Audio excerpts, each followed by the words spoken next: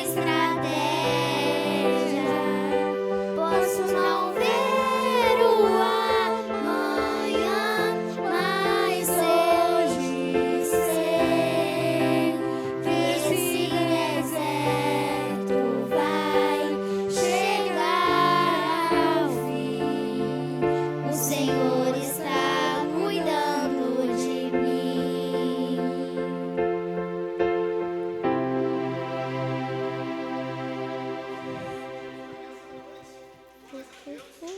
Muito obrigado. Calma aí, calma aí, deixa eu primeiro, senão estoura o som da igreja, né? Então, me dá esse aqui, me dá esse aqui. Pode descer, quem já me deu o microfone pode descer. Hã? A Elisa pode ir subindo. Obrigado. Em nome de Jesus. Deixa eu só endireitar aqui os microfones. Eu não sei agora qual é qual, mas não tem problema. E a Isis também, que sempre é a participação especial, ela tem um microfone. Chega para frente, pode chegar para frente. Eu gostei muito do microfone da Isis, ele é muito legal. Gente, nessa noite também, para você que é pai, nossa pequena Elisa vai estar nos abençoando com uma oração pelos pais. Então, algo que eu acho muito importante, meus irmãos, quando uma criança ora, não é uma brincadeira, não é algo aleatório. Deus ouve a oração das crianças, e muitas das vezes a oração de uma criança é muito mais sincera que a de um adulto, né? Então, nesse momento, convido a igreja a fechar seus olhos, e a você que é pai, que Deus possa... Oi? Que? Calma aí, eu não entendi, fala aqui. Não é para fechar o olho? Não, então tá bom, então fica de... Não, você pode ficar de olho aberto. Então, a Elisa agora vai estar nos abençoando, em nome de Jesus, e a Isis também está aqui, né? Que não tem a Elisa sem a Isis. Elisa, Deus te abençoe. Senhor nosso Deus, neste dia especial, nos reunimos como igreja para agradecer pelos pais que o Senhor colocou em nossas vidas. Agradecemos por aqueles que com amor, fé e dedicação cumprem o chamado de cuidar, proteger e guiar seus filhos nos caminhos do bem e da verdade. Abençoe, Senhor, cada pai aqui presente, fortalece os corações diante dos desafios, renova suas forças a cada dia e enche suas vidas com sabedoria, paciência e coragem. Que sejam sempre exemplos de fé, dignidade e amor dentro de seus lares. Pedimos também por aqueles que já partiram, mas que deixaram em nossos corações um legado de amor eterno, que estejam em paz contigo, Senhor. Em nome de Jesus, amém. Glórias a Deus. Parabéns, deixa eu apertar sua mão. Como apertar primeiro a sua também, parabéns. Vamos orar pelas nossas crianças? Então, crianças, fiquem de pé, não precisa subir não, que tem muita criança hoje. E hoje, tá bom. Hoje a aula vai ser no espaço especial, aqui na garagem da irmã Lucimar. Então, como a gente está crescendo, obrigado, em número de crianças, para comportar melhor a dinâmica, vai ser aqui no lado, em nome de Jesus. Então, oremos pelas nossas crianças. Senhor, nós queremos te entregar cada criança da tua casa, Deus, abençoe-as, que elas possam ouvir a tua palavra, Deus, e te conhecer cada vez mais, Senhor. Abençoe-as nesse dia dos pais, Deus, aquelas que não têm pai, Deus, aquelas que possam conhecer o teu amor de pai, Deus. Ser com elas em nome de Jesus. Amém, amém. Boa aula, crianças, para todas as... Deve ter mais 20 crianças hoje, né? Graças a Deus por isso. Em nome de Jesus. Então, boa aula a todas, em nome de Jesus Cristo. Tá? Podem ir na paz do Senhor. Que Deus abençoe vocês. Para os pais, depois a gente tem o presente, tá? Para os pais. Isso, saiam em fila. Em nome de Jesus. Para os pais que ainda não pegaram o presente, no final do culto tem o presente para vocês. Não vão embora sem ganhar o presente. Depois vocês veem, né? Não vou falar agora, senão dá spoiler dos presentes. Meus irmãos, calma aí. Deixa eu botar aqui no meio, né? Hoje, dia dos pais, eu gostaria de falar sobre um tema de fundamental importância, que é justamente sermos filhos de Deus. É muito comum a gente ouvir, né, as pessoas dizendo, somos todos filhos de Deus. Não é bem assim. Por sinal, eu estava dando uma aula, quando é que foi? Na sexta-feira? E aí eu estava falando que diante de Deus, nós somos iguais, no sentido moral. Não existe um ser humano melhor que o outro. Aí uma aluna falou o seguinte, tá vendo? Então, somos todos filhos de Deus. Eu falei, não foi isso que eu falei. Eu falei que diante de Deus, Deus não considera um ser humano melhor que outro. Mas filho, não são todos filhos de Deus. Por quê? E esse é o primeiro tópico que eu quero comentar com você nessa noite. O que é necessário para ser filho de Deus? Já que eu estou falando do Pai, né? Nosso Pai no céu. Quem é filho de Deus? Está aqui. João, ele explica isso no seu prólogo, quando ele fala: mas a todos quantos o receberam quem? Jesus, deu-lhes o poder de serem feitos filhos de Deus. Então, todas as pessoas são filhas de Deus? Não. Todas as pessoas são criaturas de Deus.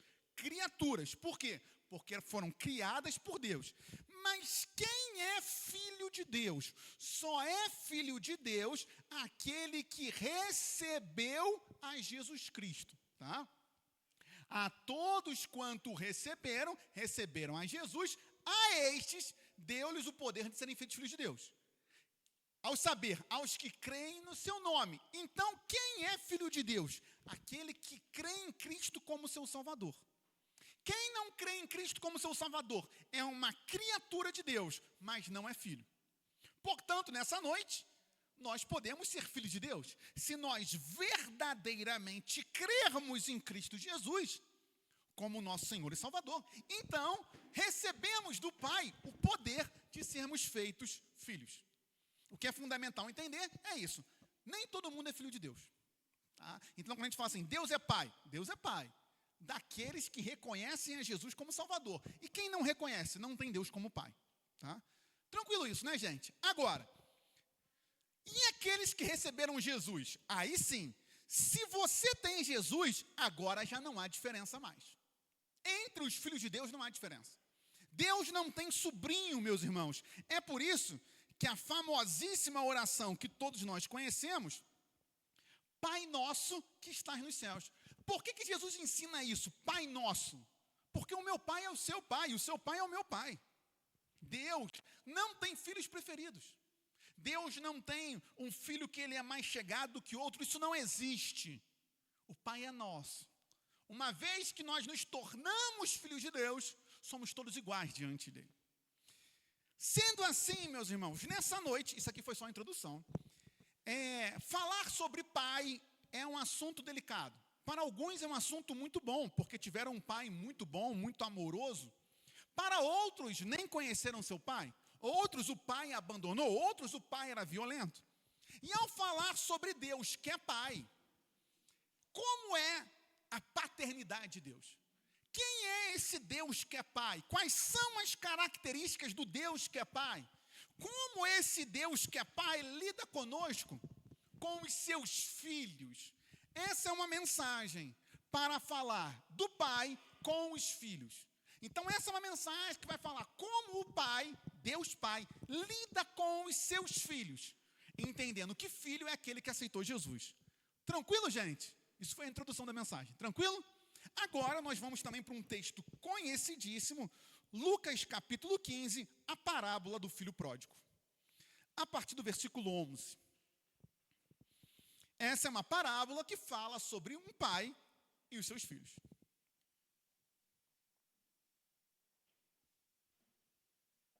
Eu não vou ler tudo e vim comentando. Opa, a voz acabou, agora voltou. Eu vou ir lendo e comentando, que facilita o entendimento. Jesus continuou, ele está contando. Por que continuou? Jesus ele vem contando 3 parábolas. A dracma perdida, dracma era uma moeda, tá? Tipo real, tipo dólar. Então, a dracma perdida, a ovelha perdida, e agora ele vai falar sobre filhos perdidos. Ok? Então, por isso que continuou. Vamos lá. Certo homem tinha 2 filhos. Ora, se esse homem tinha 2 filhos, esse homem é um pai.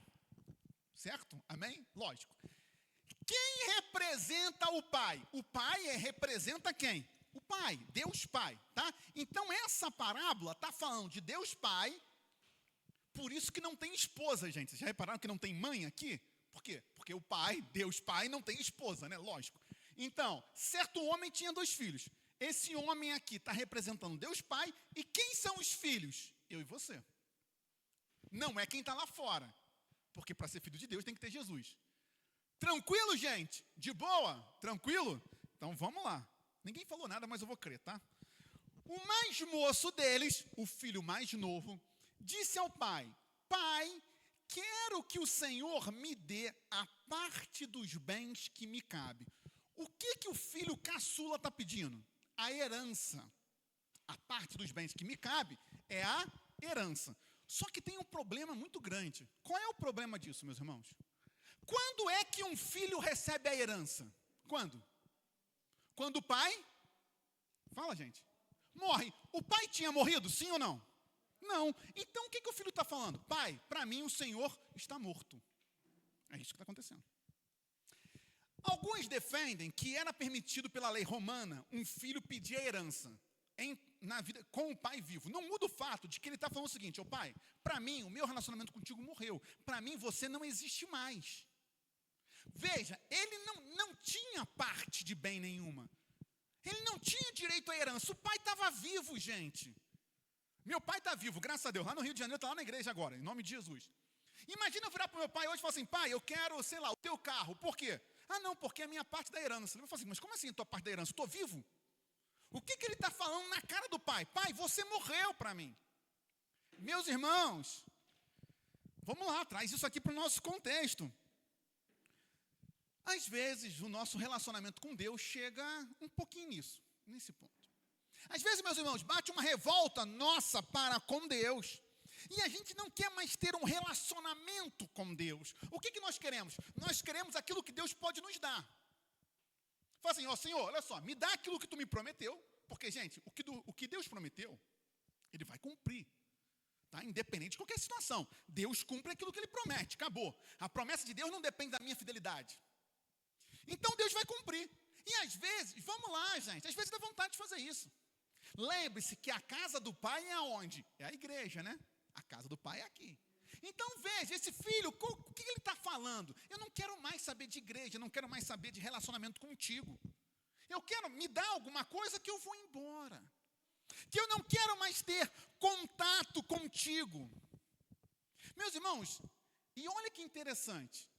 E o pai repartiu os bens entre eles. Veja, o pai queria que o filho fosse embora? Deus quer que você abandone a igreja? É claro que não. É óbvio que não. Então, por que Deus permite? Veja, por que Deus deu e permitiu que ele fosse, que ele saísse da casa? Aqui vem uma característica do amor do pai, que muitas vezes o nosso pai terreno não tem, tá? O amor do pai, do nosso pai no céu, não é um amor que sufoca.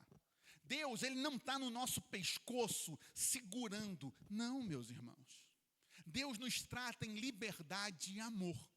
Deus não quer que você abandone a sua família. Deus não quer que você abandone o seu chamado, o seu ministério, a igreja.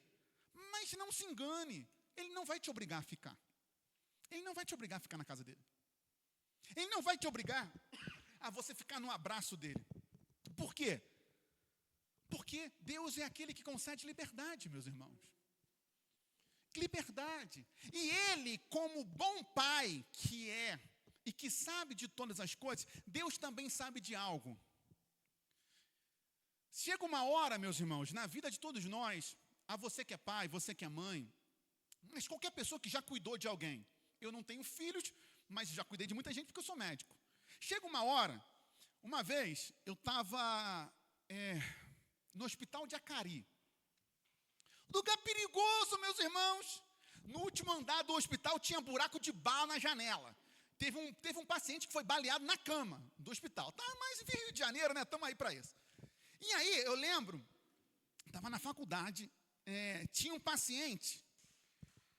Ele teve cirrose porque bebia muito. E não sei se vocês já viram, mas quando a pessoa começa a beber, assim, bebe muito e tem cirrose, começa a vazar líquido dentro da barriga, a famosa ascite. O que você tem que fazer? Você tem que drenar esse líquido. E ele estava na cama, no leito, escorria líquido, porque tinha colocado a sonda. Então, você tem uma abertura, literalmente escorria líquido da barriga dele. Ele com barriga desse tamanho, maior que de grávida, eu conversando com ele, ele falando, olha só, eu vou continuar bebendo. Aí eu falei, mas vem cá, era segundo ano de medicina, assim, novo, né? Eu falei, mas você vai morrer? Ele falou, eu sei. Meus irmãos, por que eu estou falando isso? Todo mundo que já cuidou de alguém, que é o caso desse pai aqui, a gente sabe, chega uma hora, não tem, o que eu vou fazer? Eu vou amarrar a pessoa em cima de uma cama? Eu falo isso para as famílias, que às vezes, na psiquiatria, né? Às vezes você tem um paciente psiquiátrico, questão de droga, ou questão esquizofrenia, que a pessoa fala assim, pô, mas não tem como deixar dentro do hospital? Não, não tem. Porque, meus irmãos, é impossível. Você vai fazer o quê? Você vai botar numa gaiola uma pessoa? Não dá. Então é isso que o pai está fazendo. O pai nunca quis que o filho fosse embora. Só que, meus irmãos, quando você ama, chega um limite que você fala assim, olha só, já falei tudo que eu podia falar, já orientei tudo, agora... E é isso que vai acontecer. O pai nunca quis, mas o pai vai permitir. Porque Deus, não se esqueça, Deus não é um Deus que sufoca. E aí, passados não muitos dias, o filho mais moço, ajuntando tudo que era seu, é interessante que, veja, ele teve tempo para pensar, tá? Porque ele não pegou a herança e saiu. Mesmo não tendo passado muitos dias, deu tempo dele pensar. Então ele sabia o que estava acontecendo, o que ele estava fazendo. Não era um jovem que enlouqueceu. Não, deu tempo dele pensar, gente. Deu tempo. E aí ele vai juntar tudo que era seu. E olha só, partiu para uma terra distante. Está vendo como não era uma questão só de dinheiro? Não era só uma questão de bens materiais. Ele queria se distanciar do pai. Ele queria romper qualquer laço. Porque se fosse uma questão só de dinheiro, legal, pegou o dinheiro, podia ficar na mesma cidade. E até porque ele já tinha conhecido naquela cidade, seria muito mais fácil. Mas não, ele faz questão de ir para longe. De perder todos os vínculos com a família. Meus irmãos, vamos lá, você que é filho de Deus, como eu também sou. Às vezes bate essa vontade, não bate? Bate, meus irmãos, bate. Às vezes dá vontade da gente largar a igreja e ir para um buraco. Só que você sabe que não vai adiantar nada, porque quando Jonas tentou fazer isso, e foi para lá no meio do mar, o que adiantou? Nada. Como diz o salmista, se eu pego as asas da alvorada e vou para o mais alto cume, Deus também está lá. Se eu vou para o mais profundo abismo, Deus também está lá. Meus irmãos, quantas das vezes a nossa vontade é nunca mais ouvir falar de Bíblia? É nunca mais entrar numa igreja. Talvez nessa igreja. Em qualquer outra igreja. Meus irmãos, é isso que esse filho vai fazer. Ele vai para longe, ele vai para uma terra distante. E aí, olha só, e lá desperdiçou todos os seus bens. Depois eu vou comentar essa frase, eu quero pegar essa. Vivendo de forma desenfreada. Ele vai fazer tudo aquilo que ele nunca pôde fazer. Sabe aquela revolta? Fala assim, agora que eu saí de casa, eu vou fazer tudo que eu não pude fazer. Tudo aquilo que meu pai não deixou eu fazer. E ele vai, o quê? Viver de forma desenfreada. O que significa a palavra desenfreado? Sem freio. Desenfreado, literalmente o quê? Sem freio. Imagina um carro sem freio, gente. A tragédia. É isso que está acontecendo. Ele vai viver uma vida sem freio. Na revista atualizada diz assim, ele vai viver dissolutamente. Ou seja, dissolvendo tudo que tinha. E sabe qual é a grande, não é ironia, né? Mas o grande detalhe do mal é isso aqui, ó. E lá desperdiçou todos os seus bens. Por quê? Porque a vida sem Jesus é um desperdício de vida. É isso que está acontecendo. Satanás, ele fala o seguinte para mim e para você, porque ele falou isso para Eva, lá dentro do jardim do Éden. Olha só. Você que fica domingo, no dia dos pais, indo para a igreja, você que fica perdendo tempo sendo fiel à tua esposa, você que fica lendo Bíblia, você está sendo preso. Você está perdendo liberdade. Meus irmãos, o que Satanás não diz é que quando eu saio da presença de Deus, a minha vida se torna um desperdício. Eu começo a desperdiçar a minha vida. Porque vida, meus irmãos, só existe quando eu estou próximo do meu Pai. Porque Jesus veio para que você tenha vida, e vida em abundância. Sem Jesus, será um desperdício. E vamos lá, gente. Tem pessoas que a gente olha e assim, dá até uma tristeza, porque a gente fala assim, caramba, que desperdício de vida. A pessoa está desperdiçando tempo, às vezes juventude, que era para estar estudando, trabalhando, não está fazendo nada. Está desperdiçando família. Está desperdiçando dinheiro também, né? Quantas pessoas desperdiçam dinheiro aí? Não desperdicem. Ano que vem, meus irmãos, a economia provavelmente vai ser pior que esse ano, tá? Porque vai ter menos dinheiro em caixa, mas o assunto não é esse agora. Então, não desperdice dinheiro, comentários, tá? E, meus irmãos, que loucura, porque Satanás, ele oferece o quê? Não, vem para cá que tu vai viver o que tu nunca viveu. Não é vida, é desperdício de vida, meus irmãos.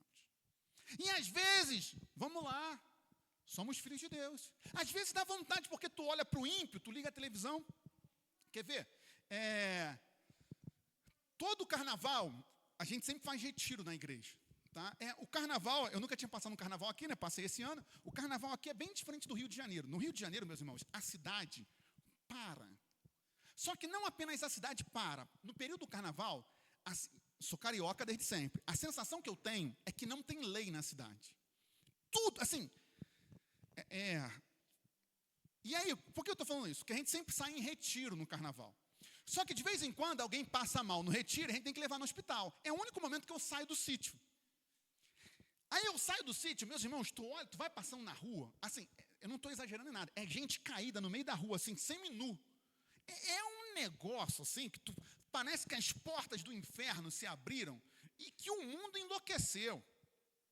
Só que, aí, veja, é muito comum, olha o paralelo, eu estou num ônibus cheio de jovem indo para o retiro e no outro lado tem um ônibus cheio de jovem indo para Sapucaí.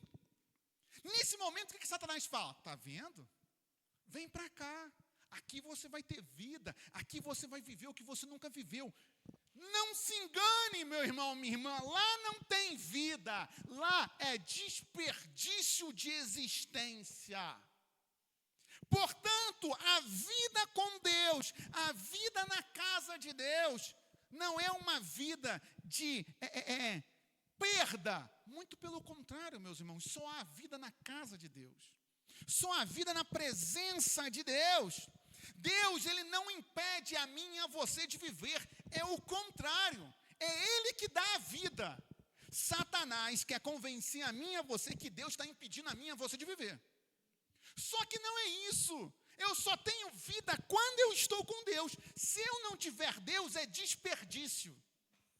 Lembra de Eva, gente. O que a serpente fala para Eva? Ah, não foi isso que Deus falou? Que se você comer do fruto, você não vai morrer? Ou melhor, se você comer do fruto, você vai morrer? Aí a Eva responde, tá? O que a serpente responde? Certamente você não vai morrer.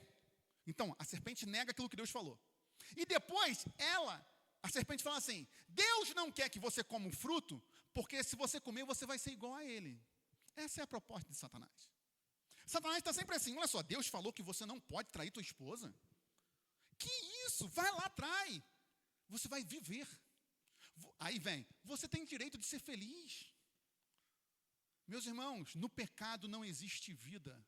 No pecado só existe desperdício. No pecado só existe morte. E é isso que vai estar acontecendo com esse filho. Lembre-se, eu não estou falando de um ímpio, eu estou falando de um filho de Deus. Ele é filho. Só que as propostas do mundo vão cercá-lo. E ele vai então, meus irmãos, perder tudo. Mais um detalhe ainda nesse versículo para a gente caminhar. Até quando Deus corrige a mim e a você, a correção de Deus não é para a nossa destruição. Ah, mas Deus não é fogo que consome. Deus é fogo que consome.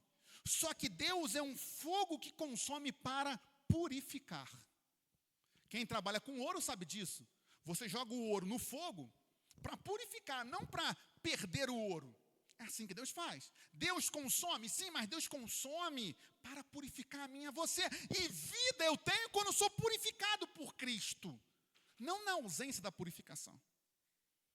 E aí, meus irmãos, aqui está. O que é pecado? Pecado é isso aqui, ó. Ele vai consumir tudo. Ele vai consumir tudo, meu irmão, minha irmã.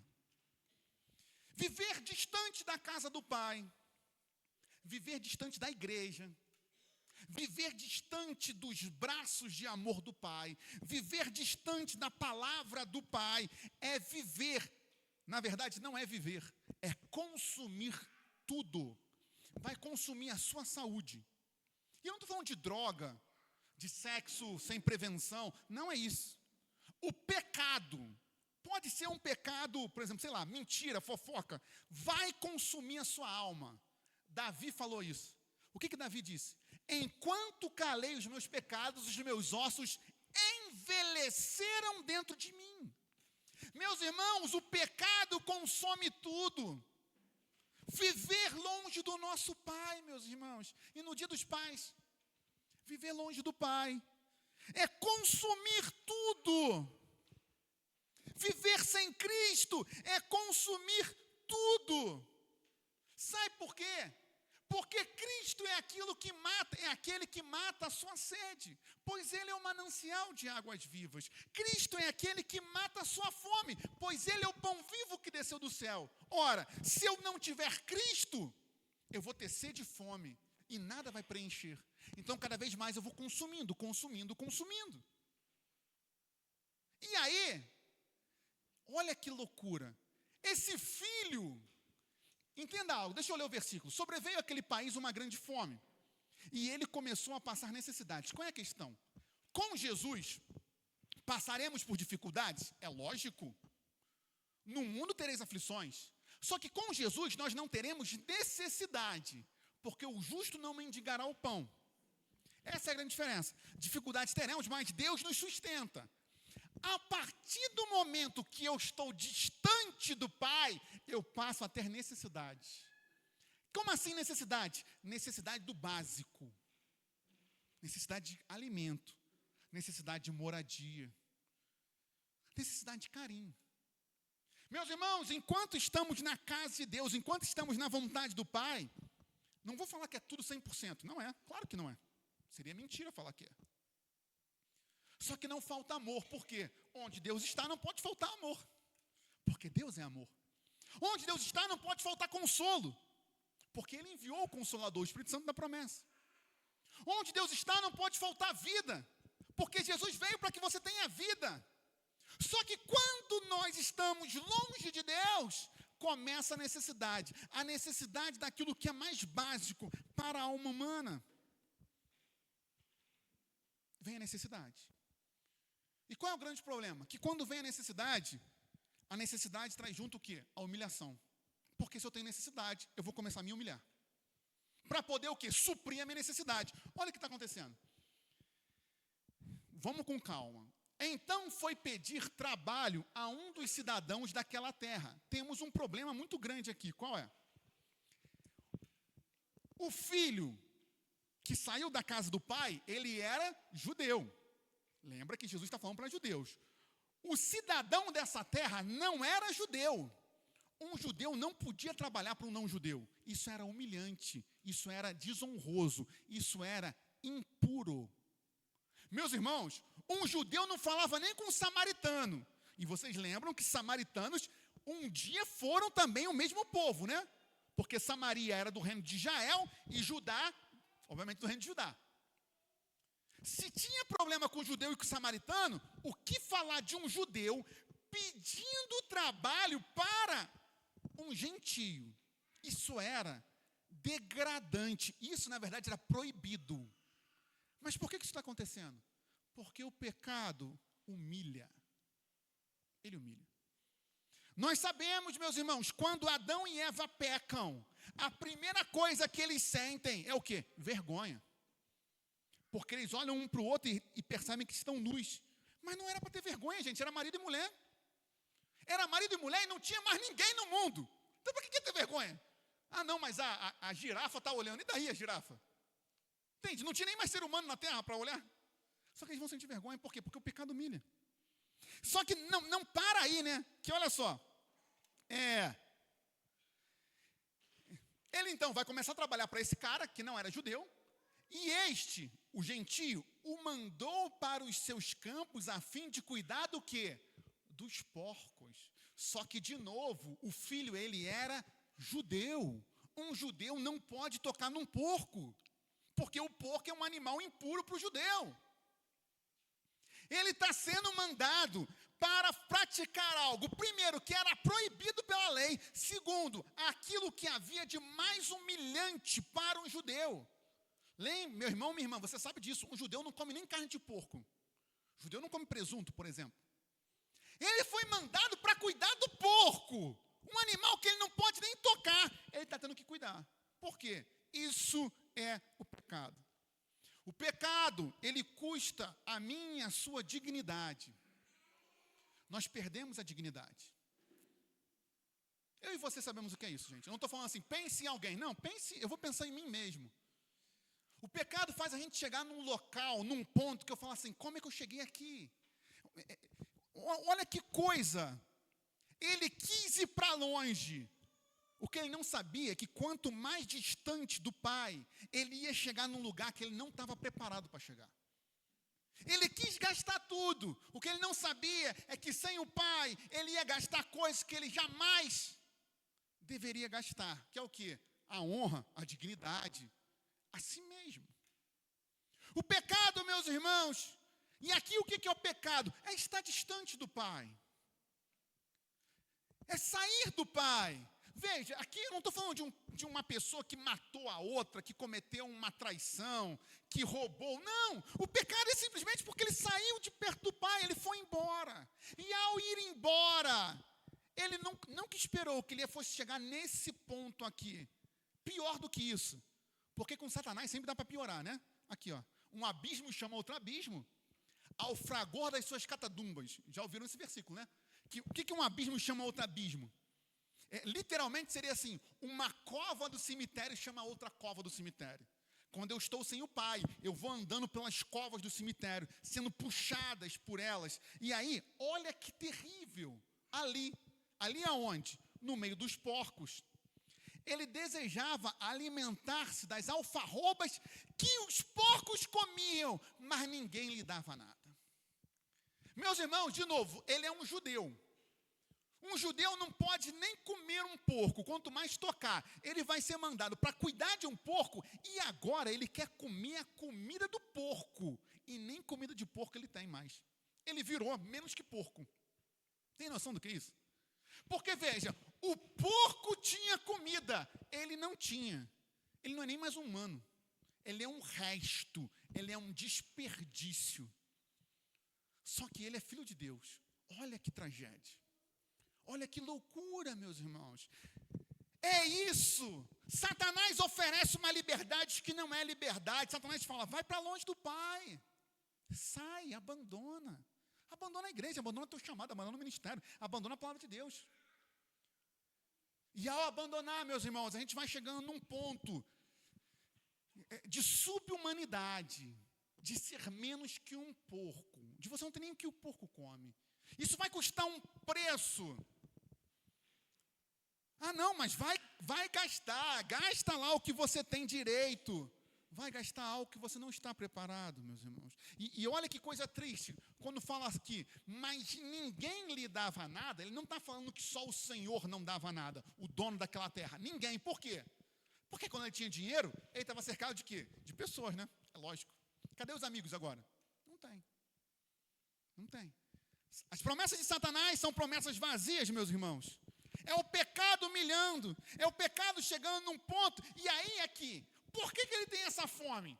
Porque quem saciava a fome dele era o Pai. Só que agora ele não tem mais o Pai, ele não tem mais a palavra que mata a fome, então ele passa fome. Ele vai perdendo tudo, menos que porco. Satanás, meus irmãos, ele não reabastece, ele só consome. Ele só consome. Satanás, ele nunca... Sabe quando tu enche a gasolina do carro e vai? Se tu não abastecer de novo, o que vai acontecer? O carro vai parar. Satanás é assim. Ele fala, não, lembra que falou que gastou tudo desenfreadamente? Acelera, tira o freio e acelera. Tu vai. Só que Satanás não abastece. Quem é que abastece? Deus. Porque todo dia a misericórdia de Deus se renova. Ora, se todo dia a misericórdia de Deus se renova, do Pai se renova, Deus reabastece a misericórdia dele por mim, por você todo dia. Satanás não é assim. Satanás só consome. E aí, qual é a questão? Sabe como é que os carros mais modernos, você tem a versão turbo e a versão econômica, né? Tu pode botar na versão turbo. O carro vai, que é uma beleza, só que consome tudo, né? Essa é a promessa de Satanás. No começo, gente, parece que tu tá o quê? Caramba, o negócio está indo. Só que vai consumir tudo. E aí, o que vai acontecer? Então, caindo em si, disse, quantos trabalhadores de meu pai têm pão com fartura e eu aqui estou morrendo de fome? Antes de eu desenvolver isso, eu quero fazer uma pergunta. Cadê o pai? O pai não é Deus? É claro. Deus não é todo poderoso? É claro. Então cadê Deus? Cadê o pai aqui? Meus irmãos, saiba de algo. Eu já pude falar desse versículo aqui em algum momento. Foi numa escola bíblica. Mas aprenda isso aqui e leve isso aqui para o resto da sua vida. Deus falando. Vocês pensam que eu tenho prazer na morte do ímpio? Diz o Senhor Deus. Não desejo eu muito mais que ele se converta dos seus caminhos e viva? Sabe aonde está o Pai? Não se engane. Por que Deus não intervém? Deus não intervém porque Ele quer que você se converta. Mas Deus não tem prazer no seu sofrimento. Deus não tem prazer na sua queda. Deus não está no céu esperando você tropeçar no pecado para Ele falar o seguinte, está vendo? Eu te avisei. Não, era para ter faltado no domingo. Deus não é assim, gente. Talvez o nosso pai na terra tenha sido assim. O meu não foi, graças a Deus. Mas talvez o teu pai, tu chegava em casa, ele jogava na tua cara. Fala, tá vendo? Eu te falei para tu não fazer isso. Deus não é assim. Deus não tem... E olha só, não tem prazer na morte do ímpio. Você não é ímpio, você é filho.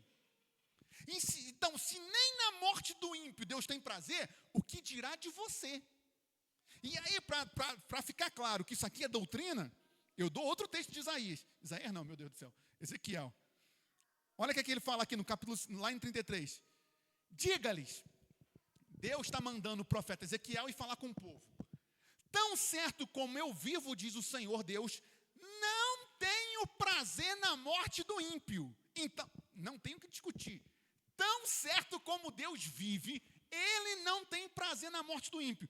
Mas em que o ímpio se converta do seu caminho e viva. Aí o que Deus fala? Convertam-se. Convertam-se dos seus maus caminhos. Porque vocês haveriam de morrer, ó casa de Israel.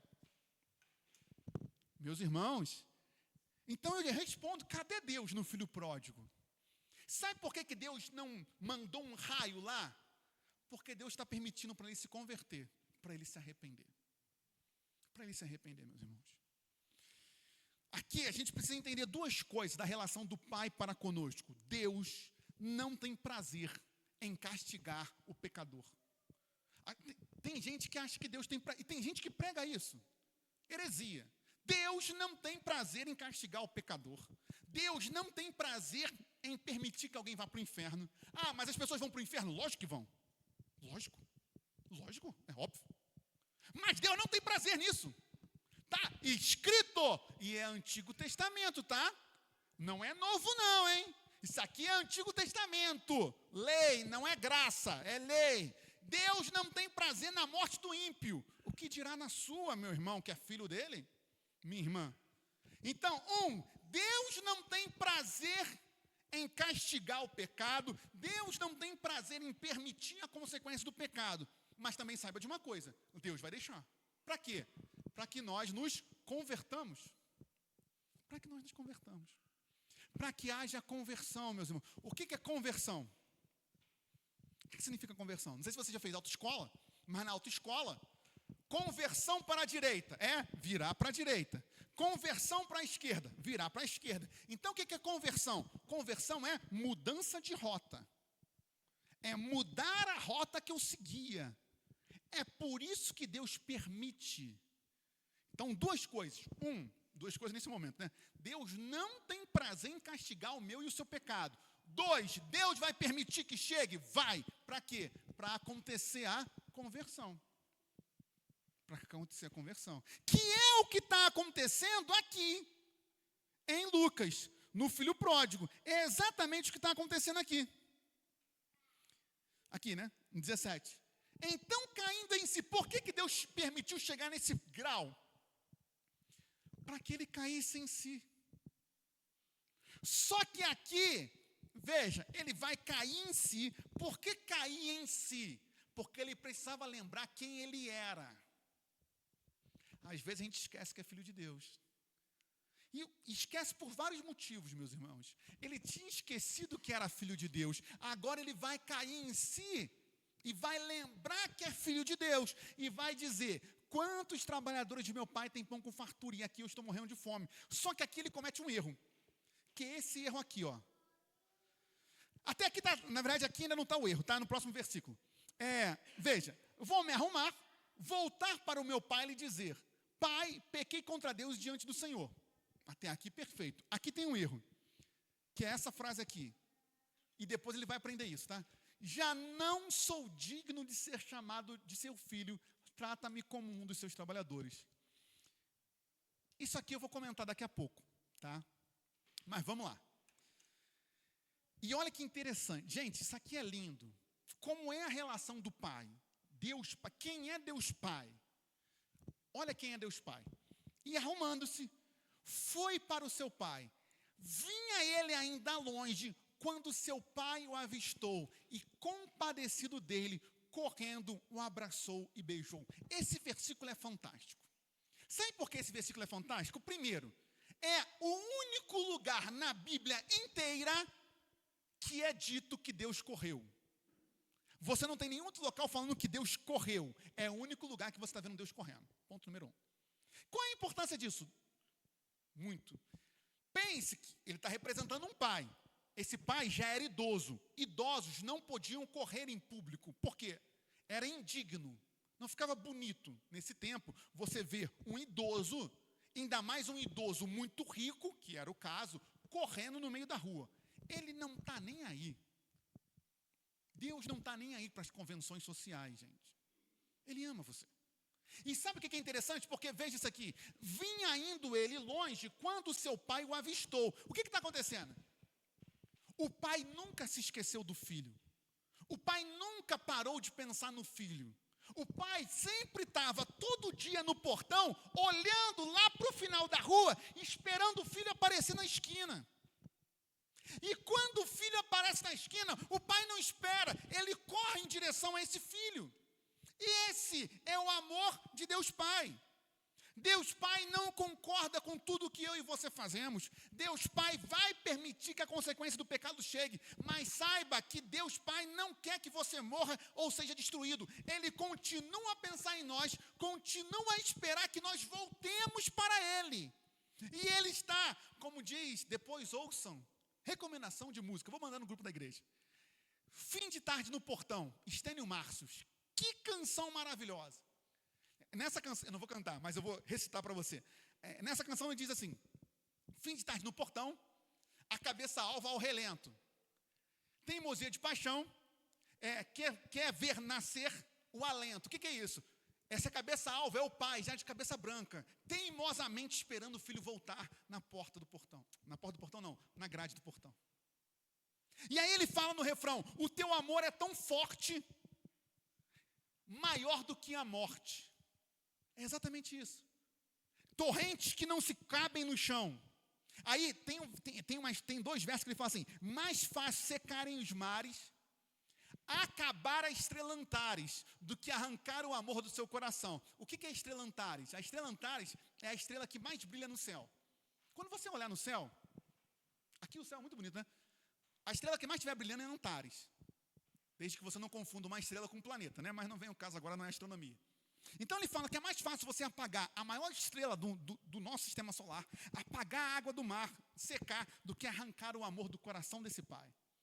Veja, meus irmãos, isso aqui é lindo, ele estava esperando, ele estava olhando longe. Às vezes a gente acha que Deus nos abandonou. Somos nós que abandonamos Deus, meus irmãos. Deus nunca abandona, nunca. Nunca. Agora, não vá num local onde Deus não pode ir. Que é onde? O inferno, né? Deus nunca vai te abandonar. Mas se você voluntariamente decidir ir aonde Deus não está, Ele não vai te seguir. Mas Ele espera. E Ele espera, num bom sentido da palavra, ansiosamente.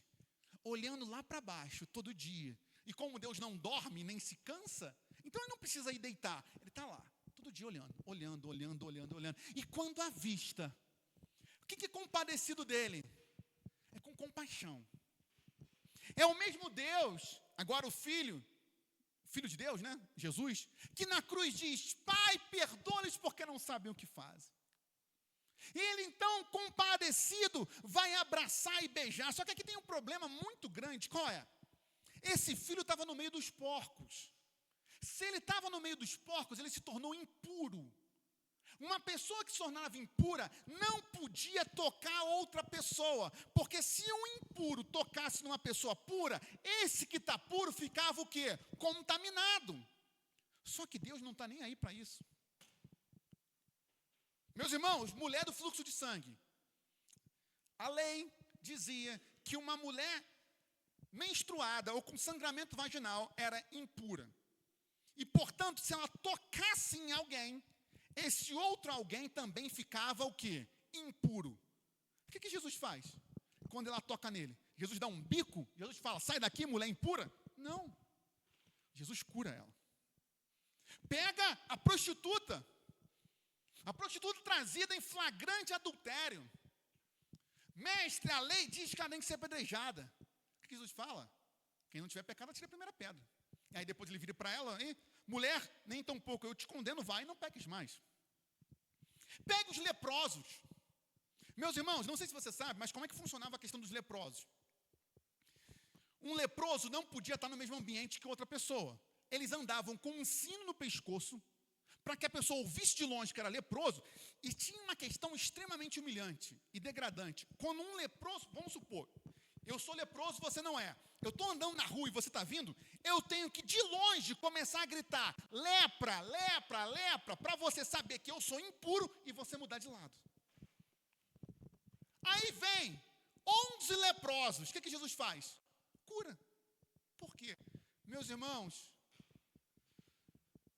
Jesus não quer saber se nessa noite você está, não quer saber, entenda o que eu estou dizendo, se você está impuro, se você está contaminado. Ele quer solucionar a sua impureza, a sua contaminação, é isso.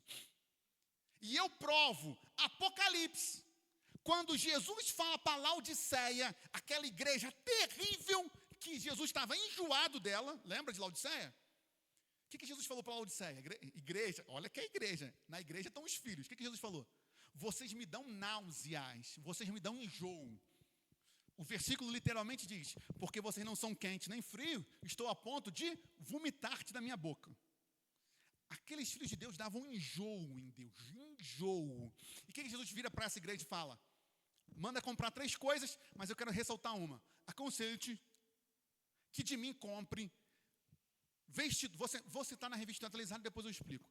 Vestiduras brancas, a fim de que não seja exposta à vergonha da sua nudez. O que Jesus está falando? Te aconselho que você compre, e esse comprar é comprar de graça, né, porque é a cruz, roupas brancas, para que a vergonha do teu pecado não seja exposto. Porque Jesus é aquele que cobre a vergonha do pecado. Jesus não expõe a vergonha do pecado. Diferente dos filhos de Noé, de Cã, que expôs a vergonha do pai, Deus não é assim. Deus não é assim. E aí, olha que tremendo. Gente, vamos lá, isso aqui é bom demais. O que o filho ia falar para o pai? Pai, pequei contra Deus e diante do Senhor. Legal. Já não sou digno de ser chamado seu filho. Trata-me como um dos seus trabalhadores. Então, a declaração do filho tinha 3 partes. Pequei, já não sou mais digno de ser chamado teu filho e me trata como um trabalhador. Legal. O que vai acontecer? O pai corre, abraça o filho. O filho vai começar a falar: pai, pequei contra Deus e diante do Senhor. Tem que ter arrependimento. Já não sou digno de ser chamado seu filho. Cadê o restante da frase? Porque era para entrar aqui agora o quê? Trata-me como um dos teus trabalhadores. Cadê? O pai, porém, lhe disse. O pai, porém, disse aos servos. O pai vai interromper. Por que o pai não permite que ele termine de falar? Porque Satanás, o maldito do Satanás, quer que você acredite que você não é digno de ser chamado de filho de Deus. Entenda, eu não sou merecedor de ser filho de Deus, mas não é por merecimento, é pela graça. E já que é pela graça, eu não posso deixar de ser filho e me tornar servo. Meus irmãos, entenda bem. Então eu mereço ser filho de Deus? Nunca, jamais mereceremos. Mas justamente porque não merecemos e pela graça, que Satanás não tem o direito, e nem você tem o direito, de achar que você não pode mais ser filho. Porque não é por merecimento, é por graça, meus irmãos. É isso que o pai está ensinando. É por isso que ele não deixa ele terminar de falar. Porque não tem essa. A grosso modo seria o seguinte: tu pecou, enlouqueceu, saiu da igreja, aí tu volta depois e fala assim: Deus, voltei para tua casa, mas não sou mais teu filho, me trata como um servo. Isso não é impossível, gente. Não existe isso. É por isso que, por exemplo, a pessoa abandonou tudo. Tem que aceitar Jesus de novo? Não, tem que se arrepender. Tá vendo? O bebê concorda. Isso aí, tá vendo? Isso aí, tá certo, bebê. Aí às vezes as pessoas perguntam assim: eu tenho que batizar de novo? Não. Por que eu não tenho que batizar de novo? Porque eu não vou me tornar servo, gente. Eu não vou deixar de ser filho. Eu tenho que me arrepender. Arrepender. E aí o que o pai vai fazer? O pai, porém, disse aos servos: tragam depressa a melhor roupa. Aqui a roupa branca. Por quê? Porque o pecado tirou a roupa dele, ele estava nu. Só faz sentido trazer roupa se ele estivesse nu, né, gente? É a humilhação do pecado. Vistam nele, põem um anel no dedo. O anel é a questão da aliança. Eu sou casado, eu tenho uma aliança. O anel representa a família, que ele era filho, e sandália nos pés. Por quê? Ele estava descalço, ele perdeu tudo. Gente, ele não tinha nem o que calçar. Esse é o nível. E olha, tragam e matem um bezerro gordo. A gente tinha que fazer isso aqui na igreja, né? Mas deixa para lá. Vamos matar o bezerro. A gente vai matar o porco em novembro, mas volta para cá. Vamos comer e festejar. Por quê? Porque este meu filho estava morto e reviveu. Por que estava morto? Porque no pecado só tem morte, não tem vida. Porque o pecado consumiu ele. Estava perdido e foi achado. E começaram a festejar. E começaram a festejar, meus irmãos. E aí, quer ver? Olha que interessante. Deixa eu só pegar aqui para ver isso. Eu separei aqui um versículo. Nesse mesmo capítulo, só que um pouquinho antes. Olha só. Quase, bebê, quase. Digo a vocês que assim haverá mais alegria no céu por um pecador que se arrepende do que por 99 justos que não necessitam de arrependimento. Se hoje for uma noite de arrependimento, essa será uma noite de festa no céu. Interessante, né, meus irmãos? Gente, é fantástico isso. Isso aqui é Jesus falando, tá? Isso aqui é Jesus falando, na parábola da dracma. O que Jesus está ensinando? Que Deus, de novo, não tem prazer na tua condenação. Deus tem alegria no meu e no seu arrependimento. E é isso, há mais alegria no céu para um pecador que se arrepende que 99 justos que não necessitam de arrependimento. É por isso, aí eu volto aqui, caminho para o versículo 24, ele vai fazer isso. E começaram a festejar. Sabe quando é que tem festa na igreja? Quando pecadores como eu e você se arrependem. Logo, a gente pode dar festa no céu todo dia, né? Todo dia a gente tem que se arrepender. Meus irmãos, vamos acabar a mensagem. Deixa eu beber água e fazer uma pausa dramática. Daqui a pouco eu falo do filho mais velho.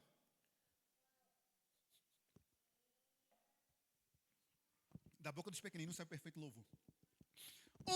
Nessa noite. 3 aplicações, tá? Talvez haja pessoas aqui nessa noite que não são filhas de Deus. E eu tenho por função pastoral e por obrigação informar isso.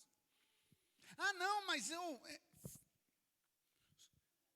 tudo é criatura de Deus. A parede, eu e você, tudo é criatura de Deus. Mas filho não.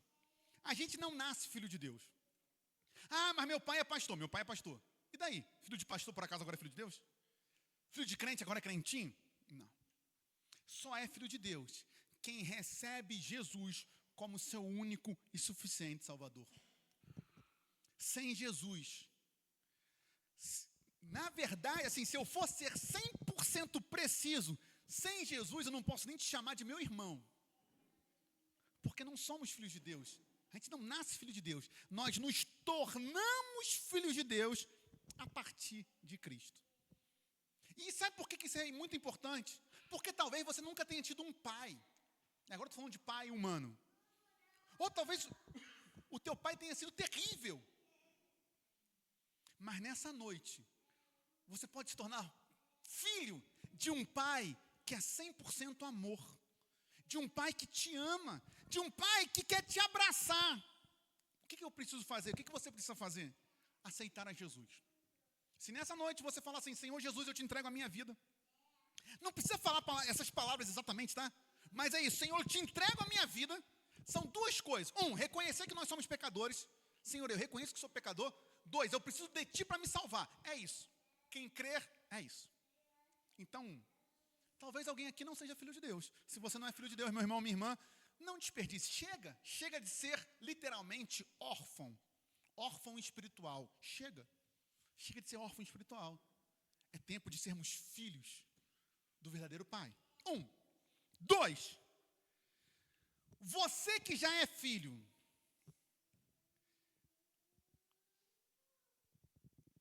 ora, o filho mais velho estava no campo. Quando voltava, ao aproximar-se da casa, lembre-se que eram 2 filhos, né? O que saiu foi o mais moço. Agora está falando do mais velho. Ao aproximar-se da casa, ouviu a música e as danças. Chamou um dos empregados e perguntou o que era aquilo. E o empregado informou: o seu irmão voltou. Por tê-lo recuperado com saúde, o seu pai mandou matar o bezerro gordo. O que vai acontecer agora? O bezerro gordo é com gordura, né?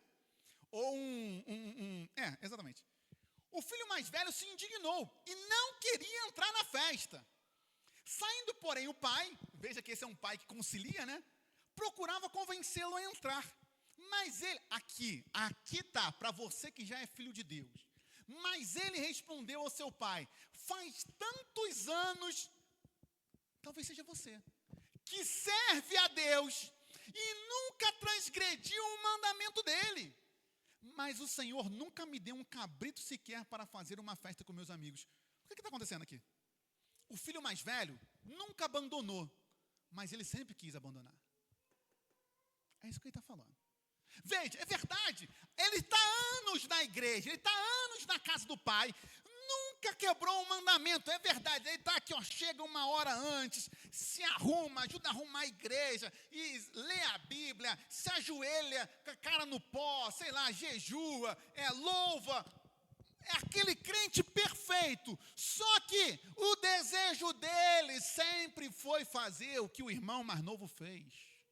Meu irmão, minha irmã, você que é crente, não abandone, não saia, não vá para o mundo. E aí, olha como ele está indignado, mas quando olha como ele fala, mas quando veio esse seu filho, ele não chama de irmão, ele fala, esse seu filho, que sumiu com os bens do Senhor, olha o peso das palavras, gastando tudo com prostitutas, o Senhor mandou matar um bezerro gordo para ele. Sabe o que ele está falando, na verdade? Que ele queria ter feito isso. Vamos lá, gente. Às vezes a gente está dentro da igreja, mas tu olha o Instagram do teu amigo que faz um monte de bobagem, tu quase que dá aquela suspirada assim, né? Ah, quem me dera. Mas sabe o que o pai vai falar?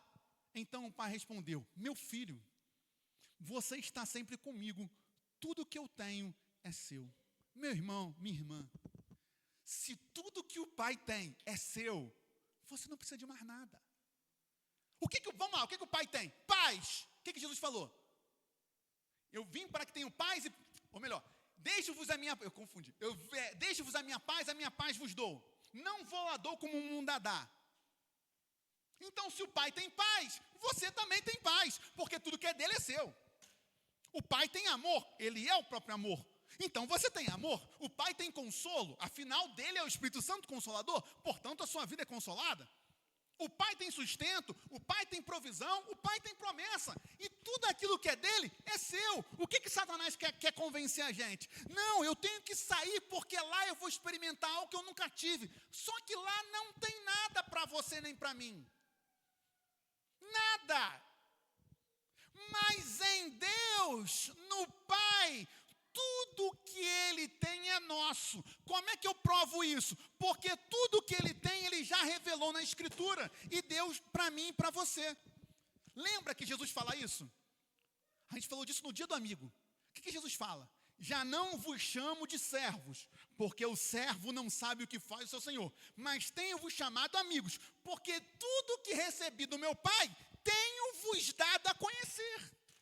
Que é aqui. Então, estou fazendo 3 pontos finais, né?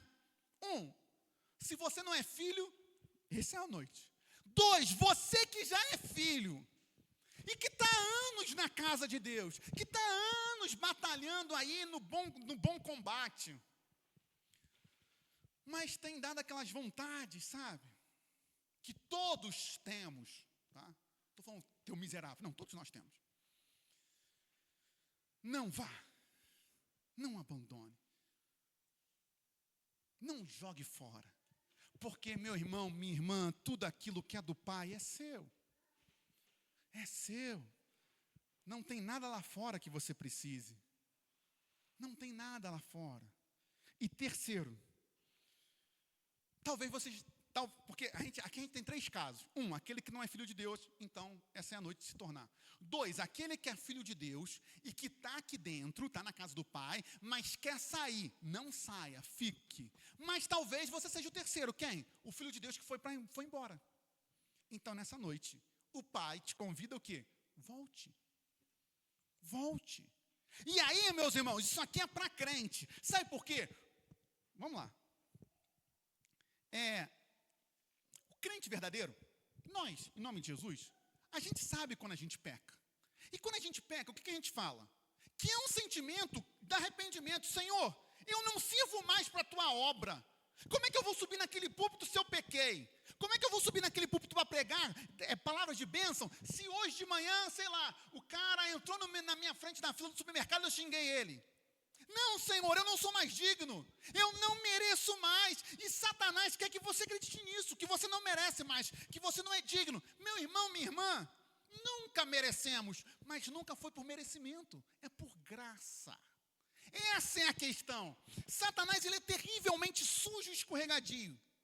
Ele quer te convencer, primeiro ele quer te convencer a ir embora. Aí quando tu vai embora e você se arrepende, o que ele fala? Não, Deus é puro, como é que tu vai voltar para Deus assim? É verdade. O que você responde? Não estou falando para tu conversar com o diabo não, tá? Você entendeu? O que tu responde? É verdade, Deus é puro, mas eu não vou para Deus por algo meu, eu vou para Deus porque o sangue de Jesus me limpa. É isso, meus irmãos. Então, vamos lá, se você não é filho, essa é a noite de se tornar filho. Se você é filho e está dentro, está tudo bem, continua firme, meu irmão, minha irmã. Não abandone, o mundo não tem nada para você. Mas se você é filho e abandonou, foi embora, então volta. Não porque você mereça, não porque eu mereço. Merecer, a gente merecia o inferno. Mas por graça, por misericórdia. Deus não vai jogar na tua cara. E o que os irmãos da igreja vão pensar? Não tem que pensar nada. A gente vai festejar. Porque você estava morto e reviveu, perdido e foi achado. Isso é ser crente. Isso é ser crente. Esse é o amor do Pai. Nessa noite, dia dos pais, nós louvamos a Deus, porque Ele é Pai. E diferente de qualquer outro pai, e eu louvo a Deus pelo meu pai terreno, que é um excelente pai, é meu pai e meu pastor também, né? E graças a Deus é um pai que sempre me deu amor e deu tudo aquilo que ele tinha em favor de mim e dos meus irmãos. Mas talvez não seja o seu caso.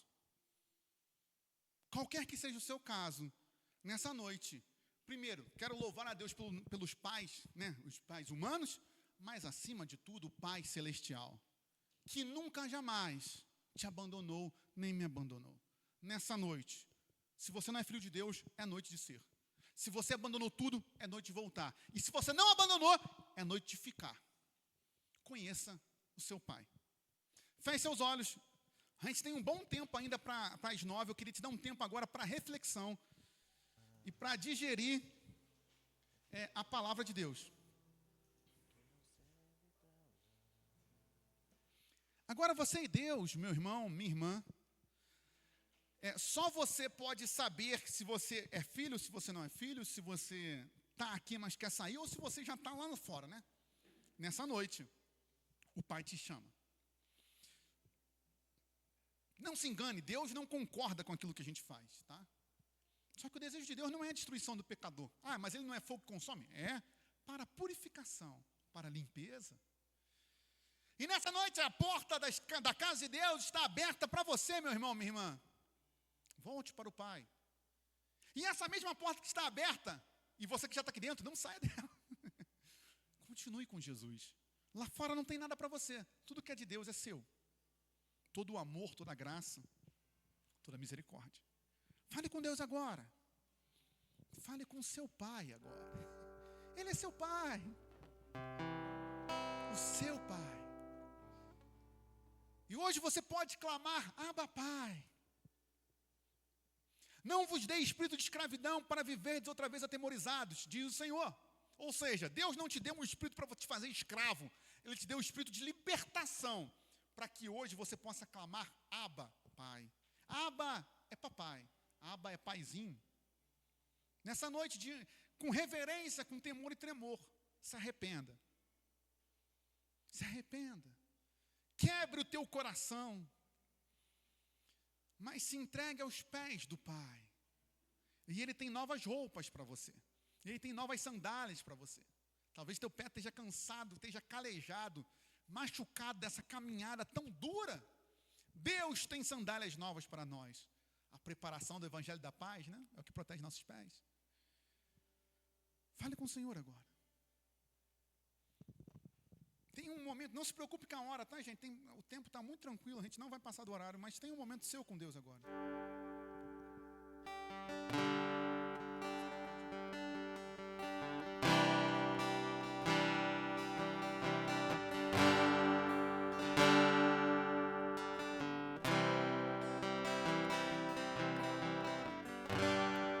O que se perde pelo ar é folha e pó, o que não serve pra usar vagueia só, e você não vive só. Você é vaso de valor. Quem já nasceu tem que entender que já venceu, teve o direito de crescer. Aconteceu, isso eu já sei de cor. Você é vaso de valor. Você precisa acreditar que quem é filho é herdeiro, e quem nasceu pra governar Deus usa até no cativeiro. Esse tempo vai passar, não desista de orar, Ele é fiel e verdadeiro.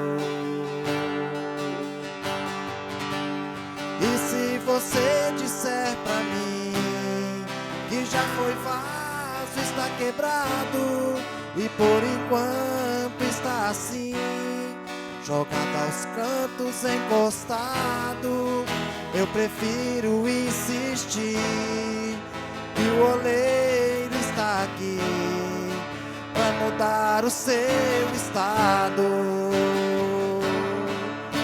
Você é especial. Quem te deu a vida, destruiu a forma, não fez nada igual. Você ainda não perdeu. Você não é folha, você é alguém no coração de Deus. Você precisa acreditar que quem é filho é herdeiro, e quem nasceu para governar, Deus usa até no cativeiro. Esse tempo vai passar, não desista de orar, Ele é fiel e verdadeiro. E se você disser pra mim que já foi vaso, está quebrado, e por enquanto está assim, jogado aos cantos, encostado, eu prefiro insistir que o oleiro está aqui para mudar o seu estado. Você é especial. Quem te deu a vida, destruiu a forma, não fez outro igual. Você ainda não perdeu. Você não é folha, você é alguém no coração de Deus. Você é especial. Quem te deu a vida, destruiu a forma, não fez outro igual. Você ainda não perdeu. Você não é folha, você é alguém do coração de Deus. No coração de Deus.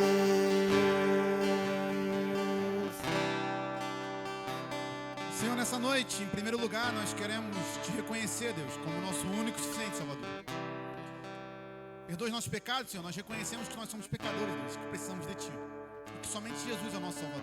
Por isso, escreve nosso nome no livro da vida, Deus. Tem misericórdia de nós. E dessa forma, Deus, também queremos, para nós que já somos Teus filhos, ô Senhor, que talvez estejamos distantes de Ti. Estejamos distantes dos Teus braços de amor, estejamos distantes da Tua palavra, da Tua comunhão. Queremos voltar para Ti, Deus. Não porque mereçamos qualquer coisa, mas crendo na Tua graça e misericórdia, Deus. Nos perdoe, Deus. Pecamos, Senhor, contra Ti.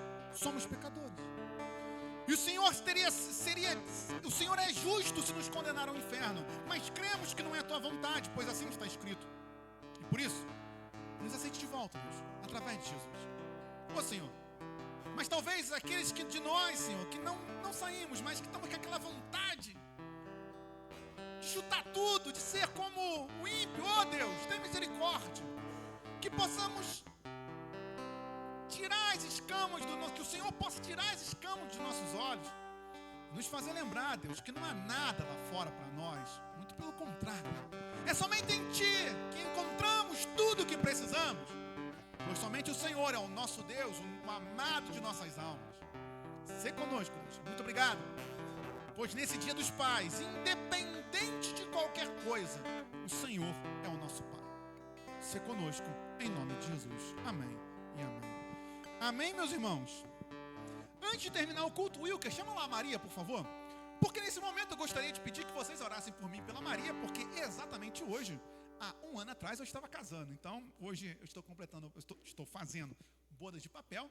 Vou pedir até para o nosso irmão Marcos, meu sogro, para estar orando por esse motivo específico. E quando acabar o culto, meus irmãos, a gente fez um café da tarde para os pais, então tem algumas coisas Graças a Deus, os irmãos podem comer, fiquem à vontade. E você que é pai, que não pegou o presente, por favor, pegue, não vá embora sem pegar o presente, tá?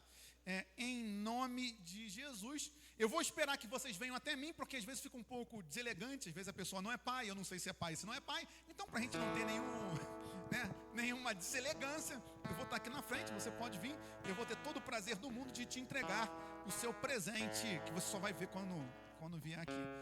Meus irmãos, que Deus possa abençoar, enquanto a Maria chegando, que Deus possa abençoar a sua e a minha semana. E uma vez mais quero lembrar do nosso curso de homens, vamos aprender, né, a vontade de Deus. Deus é bom sempre, glórias a Deus. Olha, gente, a gente tem uma igreja de crianças, né? Glória a Deus por isso, né? Hoje foram 17 crianças. Vocês sabem que eu estou aqui de cima, eu sempre conto, né? Então hoje, se você quiser saber, hoje foram 40 pessoas, 23 adultos e 17 crianças. Maria, minha esposa, vem cá, por gentileza.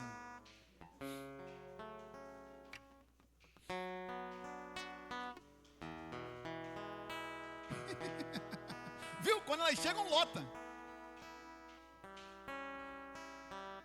Hoje estamos completando um ano de casados. Maria, te amo, minha esposa. As crianças estão rindo, né? Então, nesse momento, vou pedir pro pai da Maria, meu sogro, orar por nós, em nome de Jesus, por favor. Vamos estender as mãos sobre esse casal, que o Senhor possa estar abençoando, guardando, né, e protegendo a vida deles, o seu ministério, né, os seus sonhos, anseios. Oremos. Pai querido, nós queremos te agradecer, ó Deus, pela tua palavra ministrada nessa noite. Queremos, ó Pai, te agradecer, ó Deus, pelos ensinamentos que nós pudemos obter hoje através da tua palavra. E nesse momento, ó Pai, nós queremos te agradecer, ó Deus, por este casal, pelo pastor Ieude, pela Maria Fernanda, que hoje, ó Pai, estão completando o primeiro ano de casamento. Ó Deus querido, que o Senhor continue, ó Deus, a honrá-los, a abençoá-los, ó Deus, colocando, ó Pai, a tua mão sobre a vida deles, ó Pai, sobre os desejos, os anseios que os teus filhos, ó Pai, têm, e que os sonhos deles, ó Pai, na tua obra, possam se concretizar a cada dia. Esteja, Deus, abençoando o ministério deles, ó Pai, esteja instruindo os teus servos sempre, ó Pai, no caminho do Senhor.